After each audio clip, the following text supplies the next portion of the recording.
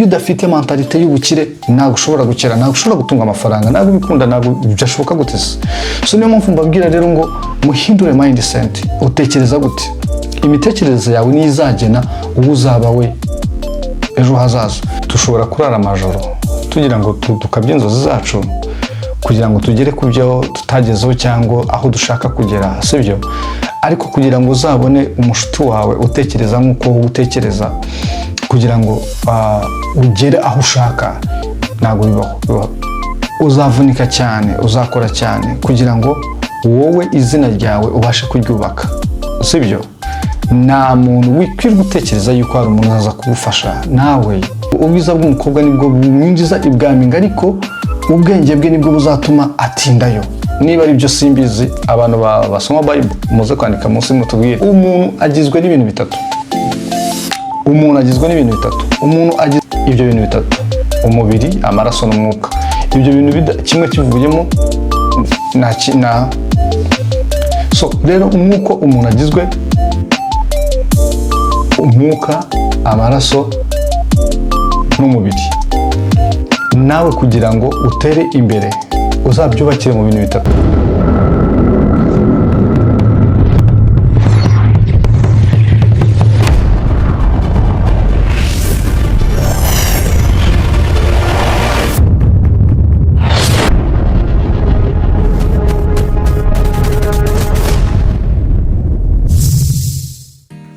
Hello my beautiful people, reka nizere ko meze neza nk'uko bisanzwe teka ni Happy Empire Network. Tubana mu biganiro byacu bya buri munsi, tuganira uburyo dushobora guhindura ubuzima, uburyo twakwiteza imbere, uburyo imibereho yacu yahinduka ikaba myiza cyane. Tuwe tumaze iminsi tutaganira kuri Happy Empire Network. Tuba dufite amatopic atandukanye cyangwa aho tugenda tuvuga ibintu byinshi bitandukanye. So reka nizere ko meze neza aho muri hose, yaba ari mu Rwanda se cyangwa kumera z'isi yose. Hari topic imwe nshaka yuko tuvugaho, cyangwa ikiganiro nifuzaga yuko twagirana ku bijyanye no kuba umuntu yakwiteza imbere. Ese wigeze ukora ikintu ukicuza impamvu wagikoze, cyangwa ukumva umuntu mugendana wamureka? Byigeze bikubaho? Maybe bishobora kuba byarakubayeho ariko ukabyihererana ukavuga ngo reka mbyihorere. So reka turebere hamwe tips tungahe cyangwa dutanu dushobora kugufasha kumenya neza impamvu ushobora kugambirira cyangwa kwifuza kugera ku ntego runaka ntuyigereho bitewe n'uko hari icyakubase utakizi, sibyo? Ugasanga sometime wabaswe n'inshuti zawe, imitekerereze se cyangwa background, aho dukomoka, imibereho, sibyo? Kubera yuko burya iyo ufite uruvugiro cyangwa ufite abantu bakumva, bishobora kugufasha nabyo kugera ku iterambere, bishobora kugufasha kugera kuri byinshi, ukachivinga goals zawe, ukagera ku nzozi zawe. Reka turebere hamwe. Ujya wibaza ngo nihe mpamvu ugambirira ikintu ntukigereho? Urayizi? Ushobora kuba utayizi. Rimwe na rimwe iyo twisuzumye tugasubiza ubwenge inyuma cyangwa tugasubiza ibihe inyuma, dusanga muri kamere zacu cyangwa muri gahunda zacu z'iterambere rya buri munsi hari ibyo twagambiriye kugeraho ariko biranga, ntitwabigeraho. Wibaza ngo nihe mpamvu? Bishobora guterwa n'impamvu imwe. Iya mbere, kugambirira nusohoze cyangwa kugambirira nubashe kugera ku nzozi zawe, ukaba warakoze uvuga ati njyewe nzaba nka papa cyangwa nzaba nk'umuturanyi runaka, umuntu wari we wese wireferaho cyangwa ushaka kuba nkawe, ukavuga ati nzaba nk'uyu. Ejo n'ejo bundi ibihe byatambuka ugasanga ntabwo wabaye nka papa wawe, kuko abana benshi iyo dukura usanga tuvuga ati nzaba nka papa, nzaba nka runaka, kuko tuba tuzi yuko papa ari we ntwari. Ibyo yakora byose ari umubyeyi wawe, uba uzi yuko papa wawe ariwe ntwari kandi ariwe umuntu ukomeye ku isi. So sometimes rero usanga kenshi tuvuga ngo tuzaba nka papa cyangwa tuzaba nka runaka, nko ku bana babyirutse batazi ba papa babo, ugasanga aravuze ngo nzaba nk'uyu muntu runaka. Hari uwo wize mu ishuri bakakubwira story yiwe ukumva urayikunze, hari uwo iwanyu bajyaga bakubwira se, cyangwa niba wumva amakuru ukumva umuntu bavugaho bagarukaho kenshi ukumva uramukunze, ukumva nawe waba nkawe.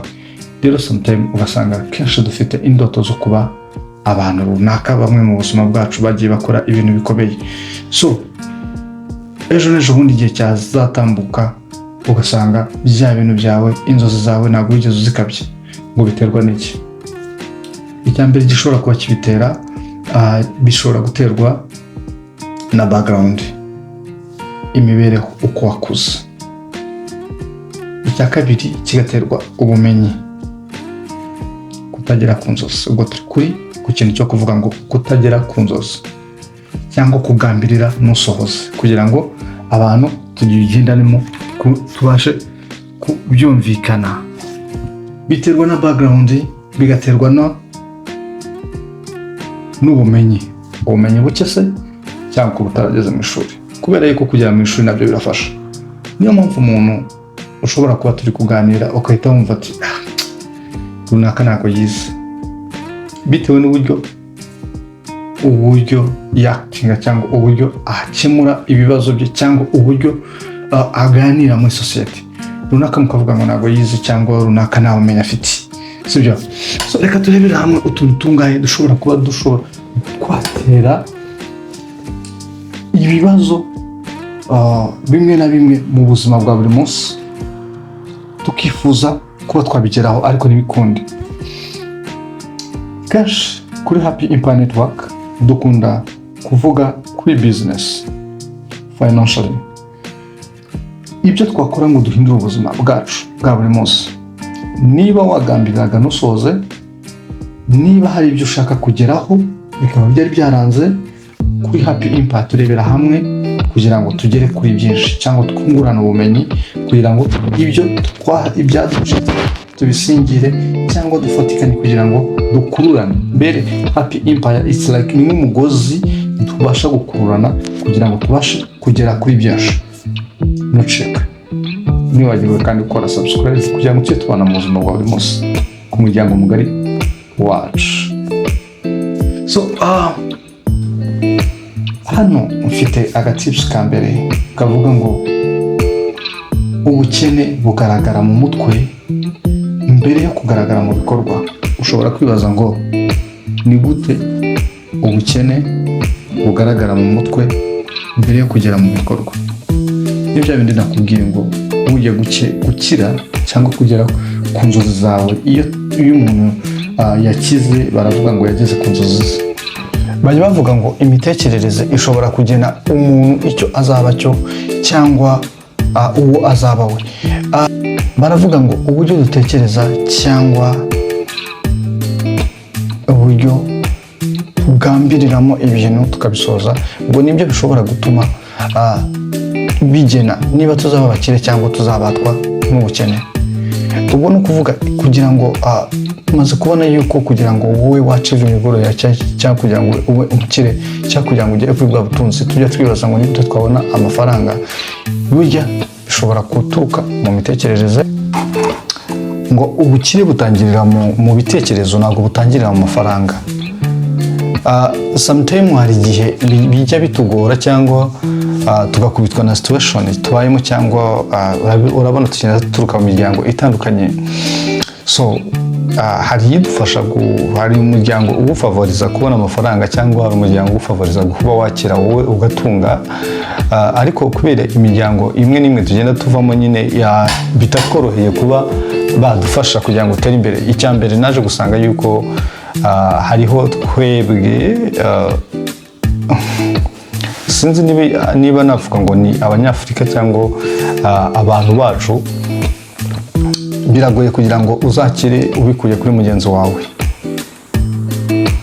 Famiye ho byakunda, okay, maybe no ku nshuti zawe byo birashoboka yuko ushobora kubabona amafaranga biturutse ku nshuti yawe, nabyo birashoboka ariko niba ari akantu karenze naje gusanga biragoye cyane yuko twebwe inshuti yawe ishobora kugufasha kugera ku nzozi zawe.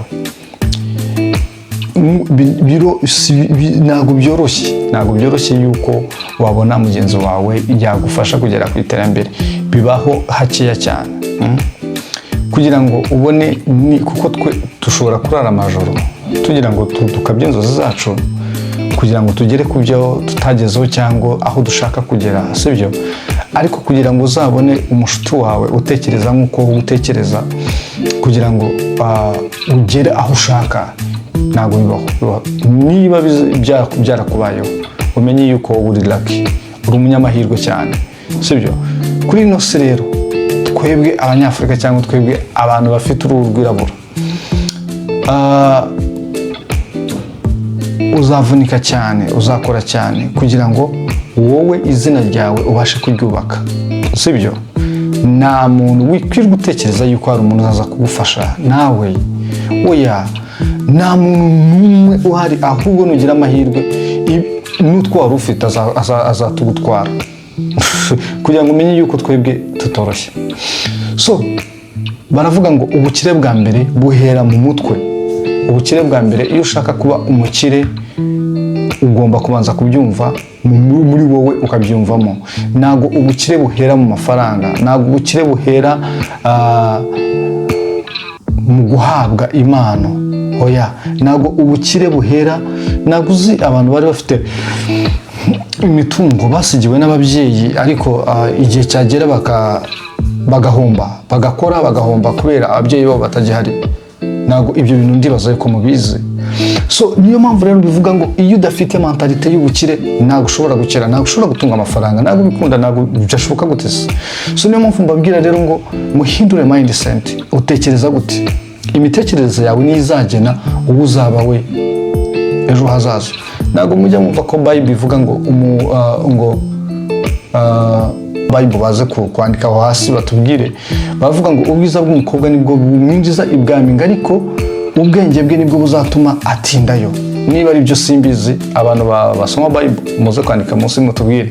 So rero nawe kugira ngo ubone uzabe umukire cyangwa ubone amafaranga, uzabyibagirwe, wumve yuko atari runaka ko yaguhaye, atari uko wayatoraguye, atari uko wakoze imikino y'amahirwe, oya, ahubwo ikizatuma utindana cyangwa ikizatuma ubona amafaranga cyangwa ukire bituruka muri mindset. Hano niko batubwira, hano baratubwira ngo ubukire butangirira mu bitekerezo, si mu mafaranga. Niko ahanga barimo kutubwira. Ako ngako kari agatips ka gatanu, reka turebe ka kane. Ngo guhindura imitekerereze yawe ngo ni intambwe ya mbere yo kuva mu bukene. No kuvuga sinzi ukuntu nimvuga imitekerereze, no kuvuga umuntu agizwe n'ibintu bitatu. Umuntu agizwe n'umutima, umuntu agizwe n'umwuka, umubiri, body nyine yingiyi iki ubasha kureba, iki ushobora kureba ukavuga ngo n'umuntu, akagirwa n'amaraso n'umwuka. Ibyo bintu bitatu, umubiri, amaraso n'umwuka, ibyo bintu kimwe kivuyemo na so rero nk'uko umuntu agizwe umwuka, amaraso n'umubiri, nawe kugira ngo utere imbere uzabyubakire mu bintu bitatu. Niba ushaka kugira amafaranga, niba ushaka kuba wakwitwa umutunzi, uzabyubakira mu bintu bitatu. Uzafate imitekerereze uyishyire hariya, ufate amafaranga, ni umwuka, urayabwira arumva, uyashyire hariya. Ufate icya gatatu uvuge ngo ndashaka kuba iki, vision, aho ushaka kujya, inzozi zawe. Nukora ibyo bintu bitatu ukabihuza, nibwo uzahita umenya ati nkeneye iki, nkeneye uyu murongo, sibyo? Niba ushaka kugira amafaranga, niba ushaka guhindura ubuzima bwawe, fata ibintu bitatu nk'uko umuntu agizwe n'ibintu bitatu: umubiri, umwuka n'amaraso. Nawe vuga ati fata ibitekerezo byawe, cyo ni icyambere. Ufate amafaranga uyabwire, arumva, agira amatwi, wikangwa na situation iyo ari yo yose ubayeho. Nigukange, nushaka uri uwo kwa runaka, nushaka uwo mu muryango utifashije. Noneho nurangiza ufate ubuzima bwawe, background yawe, uyiyambure. Nurangiza kuyiyambura, ukora iki? Usetting goals. Numara gusetting goals, ntabwo uzaba ukifite amajwi akubwira ngo uwo kwa runaka, ntabwo uzaba ugifite amajwi akubwira ngo ntabwo wize, ntabwo uzaba ugifite amajwi akubwira ngo ntabwo mfite umunsapotinga. Uri kumva? Uzaba ibyo byose uzabyiyambura. Nurangiza ufate ibintu bitatu, ufate imitekerereze yawe itagusaba kuba ufite PhD, itagusaba kuba warize, itagusaba kuba ufite inshuti. Imitekerereze yawe wishyire ku meza. Ubwo turimo turareba igishobora kuzuza umuntu kuba yaba umutunzi. Ufate amafaranga, witwa ko uzi, wumva nk'amafaranga, uvuga ati aya ndayashaka, ugombe kuyahamagara.